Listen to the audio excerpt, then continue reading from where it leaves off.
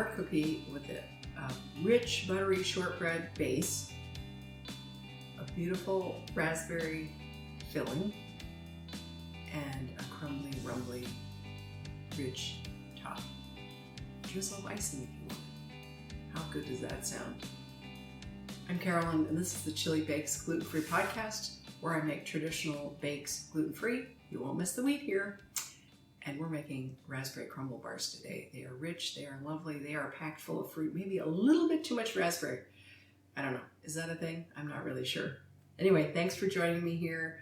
I'm really excited to have you. If you've been listening for a while, this is one of my second video, video podcast. So this is on YouTube and on my podcast. So I don't even know what to call this. What do you call this? A video something? I don't know. Video podcast video, podio? No, that doesn't sound good. Anyway, thanks for being here. I really appreciate it. We're going to learn to bake something else gluten-free, and I have all the gluten-free tips and tricks. I've been baking gluten-free for about 20 years, and I love baking. So I hope you decide to join me and hang out here. If you like the show, what the heck am I talking about? If you like the, podcast, I can't call it anything. Be sure you rate, review, and subscribe. You can find the podcast on Anchor and all the other places. I'm also on Instagram. You can find me on TikTok, and I have a website, so you can find recipes all those places and see videos of stuff. So if you need more gluten-free input, you can find me there. And now is the best part ever, on to the bake. For this bake, you don't need any special equipment. I am using a food processor, but you can easily make the crumble topping and the shortbread type crust with a pastry blender, which is really nice for blending cold butter into flour. Or you can use a fork, or you can use your fingers. So those are all methods that work, but a Cuisinart's a lot quicker, so that's what I'm going to use today. As far as special ingredients, obviously we're making Raspberry Crumble Bars. I have fresh raspberries and also raspberry jam. We're going to use a lemon to lighten it up. Let's see what else we have. My favorite flour, the Cup4Cup flour. We're using almonds, oats, some sweet rice flour, which is this really finely milled rice flour that helps give you that wheat-like texture. I was going to say flavor. It's really flavorless. And almond extract. I'm going to use almond. If you don't like almond, absolutely use vanilla. There's no... Use what you want. This is the best part about baking. You get to make it however you want. All right, let's get to making the dry ingredients. For the dry ingredients, we're going to start putting things in the bowl of the food processor. You can also use a mixing bowl, like I said earlier. We're going to add our 1 3/4 cups gluten-free all-purpose flour. I'm going to cover the hole because I don't want my flour down the hole. And a 1/3 cup of granulated sugar, a 1/4 cup of blanched almond flour, a teaspoon of salt, a teaspoon of my sweet rice flour, and that's all that goes in there. So we're going to set this in the food processor so we can blend this before we add the butter. Let's see. Lord. Things weighs a ton. Oh my gosh, this is just a hot mess. Is it a hot mess, or did I get it okay here? I feel like you guys are so low that this is going to hit you in the face, but let's see. Yeah.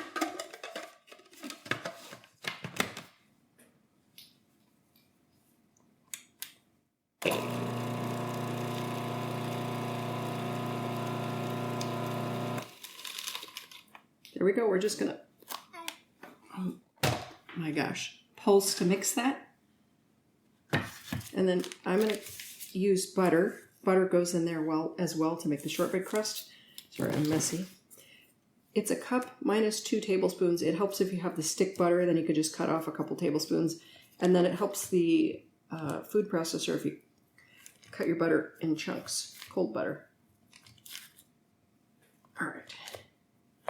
Let's cut that. It doesn't have to be even, but chunks. Oh my gosh. You could feed these through the hopper, or you can just throw them in.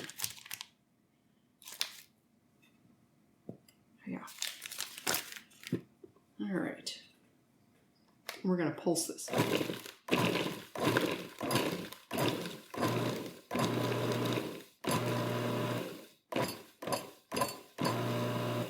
And then we're just going to let it mix till it's, I was going to say smooth, but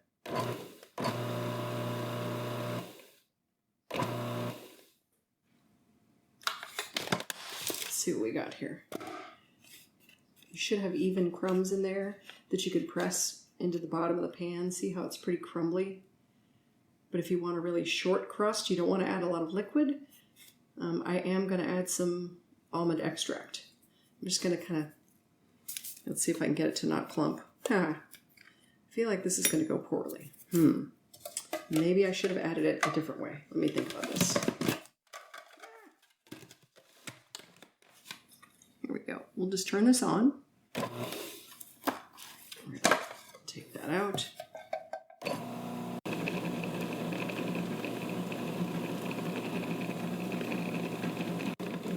There. So we dripped a little almond extract right through the hopper. This is gonna, oh gosh. All right, so let's check this out. So there's a lot of butter in here. I did reduce the butter in the recipe because gluten-free flour, at least the one I use, doesn't hold as much butter without getting kind of greasy. So it's a little dry at the bottom, but we're gonna kind of ball it up, and then we're gonna put it in our pan, our 8x8 pan. But first, oh my gosh, I forgot to turn on the oven. So let me do that. It goes to 350.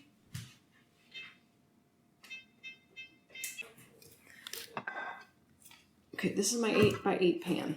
I put a piece of parchment paper in it. You could put parchment on both sides. See how I only put it on, I only have one piece in here. If I put two pieces in there, it's kind of hard to press this in well. So what I'm going to do to make this stick is I'm going to put a little butter underneath. I'm going to just use the wrapper.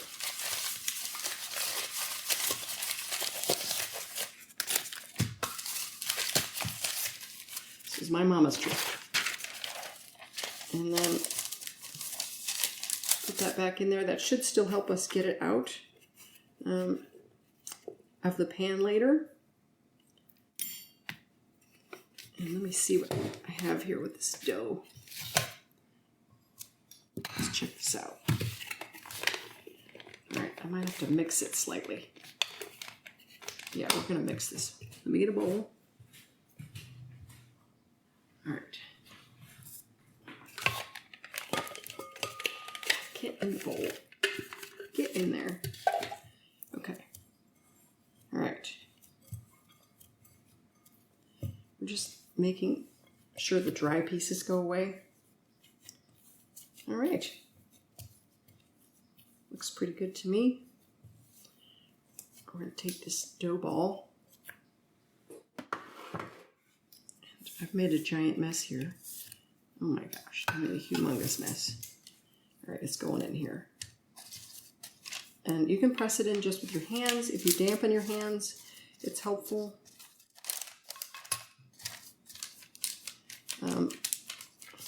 It's pretty thick right now. I'm going to spread it evenly on the bottom, and then I'm going to spread it up a little bit.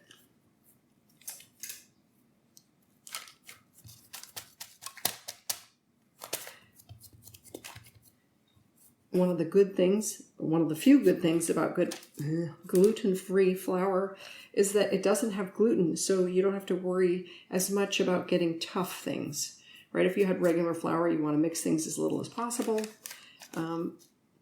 This doesn't have gluten, so you can be a little bit more, I don't want to say rough with it, but and I'm going to press it up the side a little bit.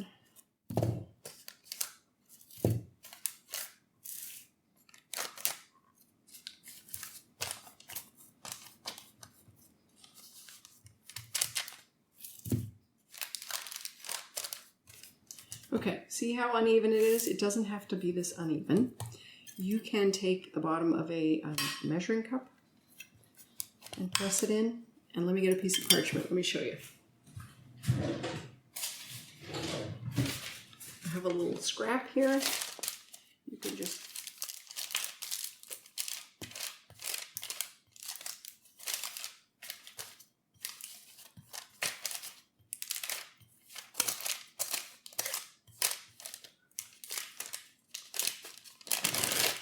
See how much smoother that is.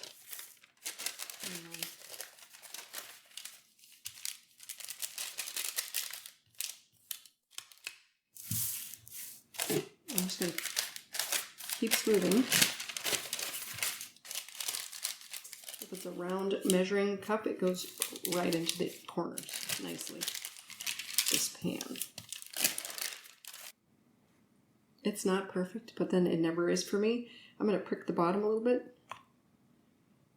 And then it's going to go in the oven. I'm going to check it after 10 minutes, what I want it to be partially baked here. So into the oven it goes.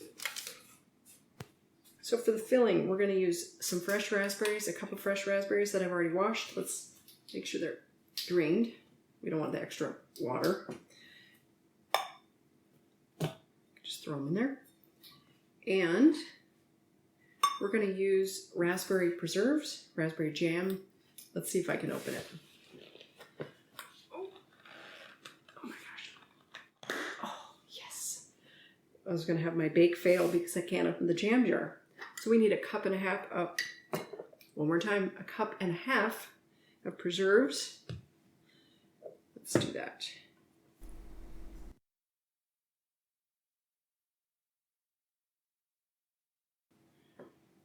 And it goes, that's a cup.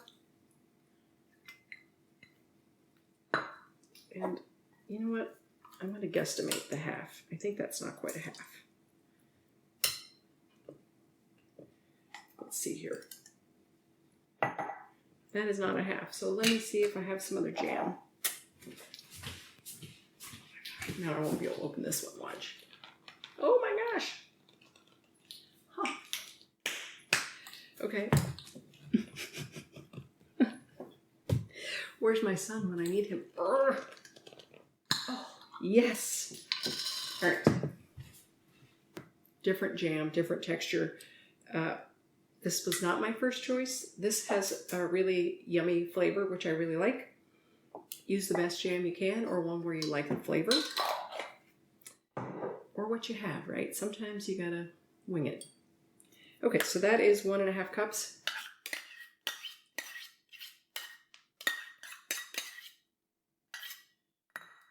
And they definitely have different textures. The other jam was much harder. I'm just going to squish it up a little bit. And squish the raspberry slightly. Because I don't want an uncooked watery raspberry in the filling, right? I want the freshness of it. You could use a fork, it might be more effective. Okay, the other thing I'm going to add is some lemon. If you add fresh lemon, oh my gosh, always use fresh lemon. What can I say about lemon? You want to add some lemon zest because that's where so much of the flavor and the aroma is. I've already washed this, of course. Zest your lemon before you cut it. And we're just going to maybe zest the whole lemon because it's a cup and a half of jam. And what it'll do is sort of freshen and lighten up the jam taste. It'll be less jammy and more like a fresh, I want to say pie, but and we're going to add a little juice too. This may or may not actually be a zester or actually it's called a microplane is what this is. I think this is from the hardware store. I'm not kidding. I had a real one from the kitchen and it broke. So that's why this one has no handle and it's a bit of a pain in the butt. Okay. You just want to get the lemon or the lemon yellow part. The white part is bitter. Ah, no. Okay. Really fine. This microplane or file from the hardware store makes a really fine zest with that goes right in there. It's about 3/4 tablespoon. If this lemon's really juicy and heavy. If it wasn't that juicy, I would stick it in the microwave for like 10 seconds. I don't know if it pops the little juice packets in there and makes it juice better. You can also roll it with your hand, but if you have something that's really dry, like a lime, sometimes limes are like, I don't know where the juice goes in those, but that's one way to get more juice, and I often do it. But this one's pretty juicy. So I only need a tablespoon of lemon juice. Let's see. I'm gonna add a tablespoon here. Let's see what I got. Take out the seeds here. And do I have a tablespoon? course not. Oh, so close. All right, it's a scant tablespoon. In it goes, which means slight tablespoon, a little bit less. And we're just mixing that up. The amount of raspberries was about one of these. So I'm doing this while the crust is baking. It has about 10 minutes when I put it in. It's got 2 minutes left. I think it'll take a little longer. What I want it to do is be slightly, I don't want it to just be starting to melt, because then when I add the filling, it's just going to move together. What I want it to be partially cooked. So we'll check on that. All right. It looks like that. Nice and jammy with bits of fresh raspberry. Oh, it smells good. It smells good.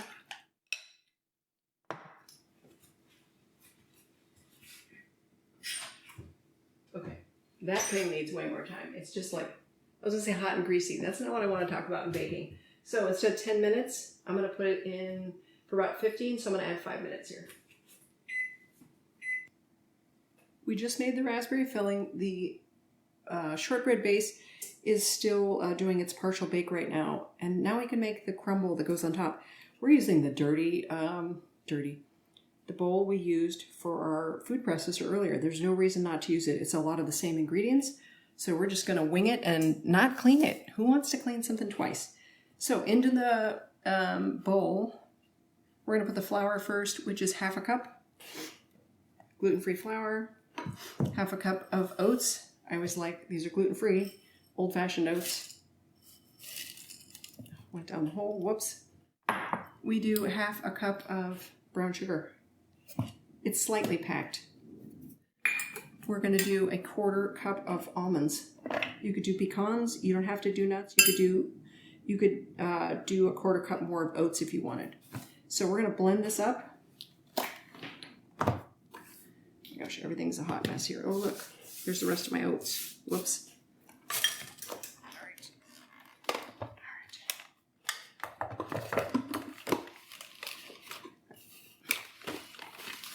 Oh my gosh, getting this thing to lock in place. There we go. All right. We're gonna mix our dry.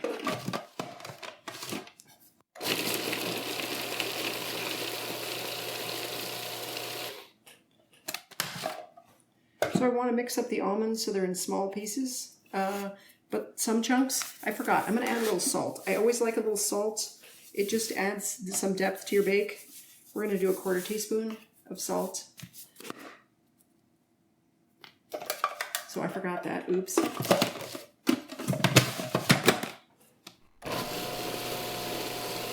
All right. Here we go. So now we're going to add 7 tablespoons of butter. I always use salted butter. I don't know. Unsalted butter makes me angry because then if I try to eat it, I'm really sad. I know. There's my timer. Let me get this crust out. It's almost ready. I put 4 more minutes on there, so that makes the total for the crust 19 minutes. Not 10. I don't know why I said 10. 19-minute crust bake. And let's blend up this crumble.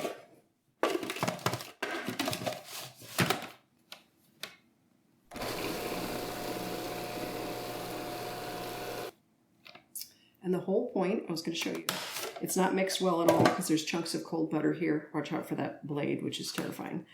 We want this to clump up because we want to crumble. I like a chunky crumble. So that's what we're going to do.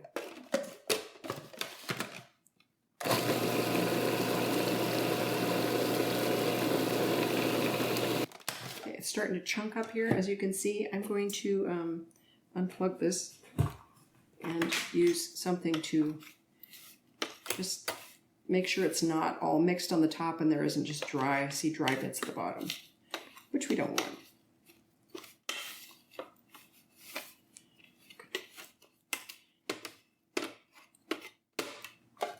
Okay. As with the shortbread base, you can absolutely make this by hand. Use a fork, pastry blender, or your fingertips works really well.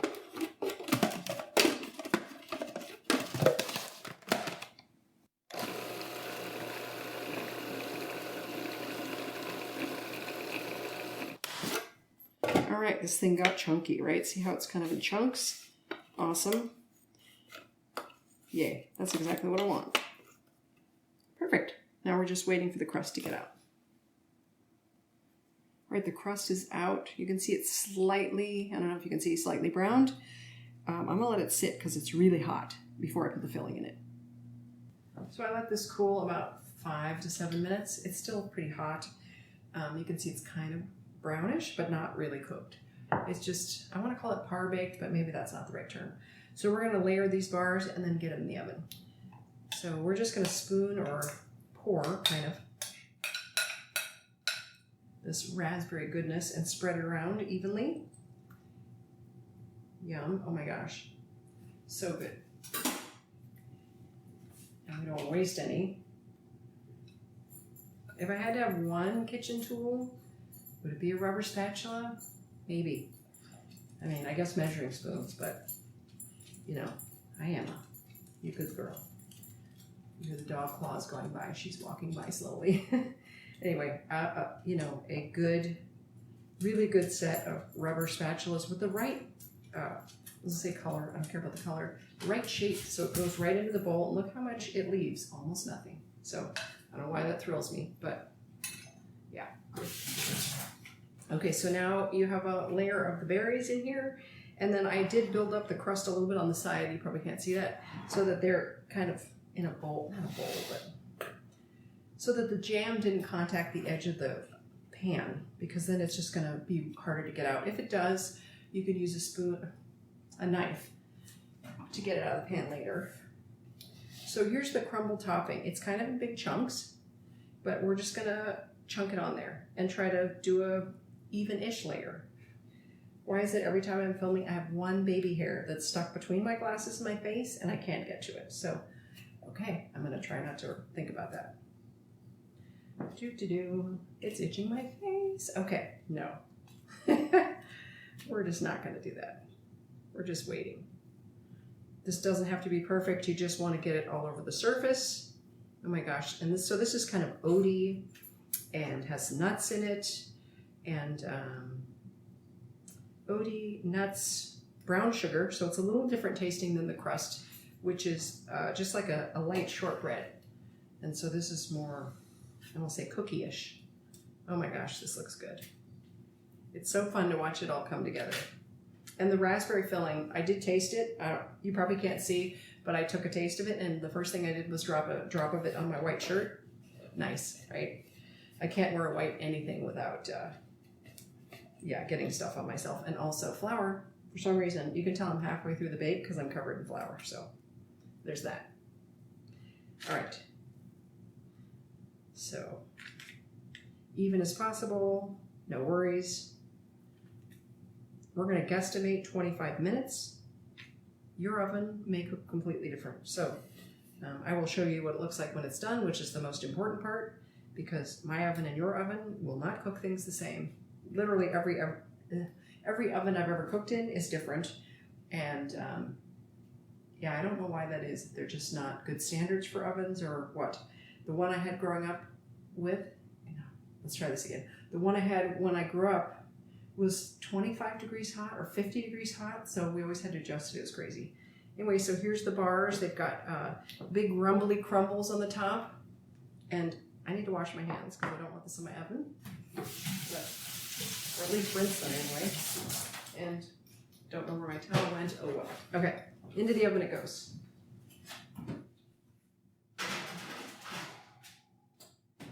We're estimating 25 minutes. I'm going to look at it about 15 minutes. I might rotate the pan if it's not evenly cooking. So this is cooled about 15 minutes. It's still hot and it's not ready to cut, but I am going to cut around the edges. Where the parchment is, it doesn't stick, but where I only lined one side of the edge, it will stick if the jam sets up. So like right here, I'm just going to run a knife around the, whoops. Can't see that. Run around the knife to just unstick the jam there on the spots I didn't. Oops, sorry about that. There we go. Okay. Now we're gonna let it cool thoroughly. Look at how pretty. Yum. Okay, so those of you who haven't listened to me before on my podcast may not know that I have zero patience. My kids think it's hilarious that I have absolutely no patience. And so, especially when it comes for waiting for baked goods. So yesterday, when I went to unmold the raspberry bars, fun fact, they were too hot. So I put them in the fridge, and they're here. Okay, so they firmed up nicely in the fridge, but they're a little bit of a hot mess. So if you're like me and you I didn't accidentally do it, and you pull your bars out too soon and they get a little crackly, it's okay. We're gonna fix that because stuff like this happens, right? So it re-stuck to the sides. Oh God, because it was hot, too hot. I swear I thought it was cool enough, but that's okay. Okay. So this bake does not look as beautiful as I want. So what I'm gonna do is I'm gonna put more powdered sugar on it, right? That'll make it look pretty. And a little icing, and I'm gonna cut it, and I'm gonna show you. Okay, so these are the bars that got a little thrash, see that? I took them out too soon, and they got all crackly. So we're going to take a little powdered sugar, redust the top there. Whoops, that was a chunk. We didn't want that. Okay. Not too bad, right? And let's see if we can cut these. So they're actually a really nice texture to cut now. I'm so bummed I screwed it up. See, patience. Patience, people.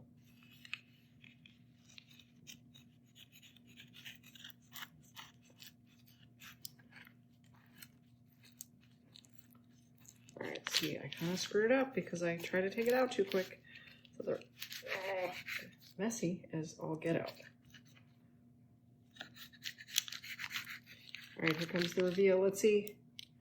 But look at that. Oh my gosh, that looks good, doesn't it? Holy smokes, that looks good. Okay. See, I messed up by taking them out too early, but oh my gosh. Okay, I have to confess, there's a little bit of this missing. Because my son and I got into it yesterday. So, yeah, it's set up really nicely in the fridge, so I would recommend baking them, setting them up in the fridge. The bottom crust is a lot denser and like just a buttery shortbread. And then there's this nice raspberry layer and the crumble stuff. So, oh my gosh. So I'm not going to lie, these are a bit of a hot mess. You need to eat them on a plate. I would chill them thoroughly, and when you cut them, they're just going to be kind of squishy because they have so much raspberry in them. But they taste so good that I don't want to take out the raspberry. I feel like you just have to like be really careful with them. See how pretty that is?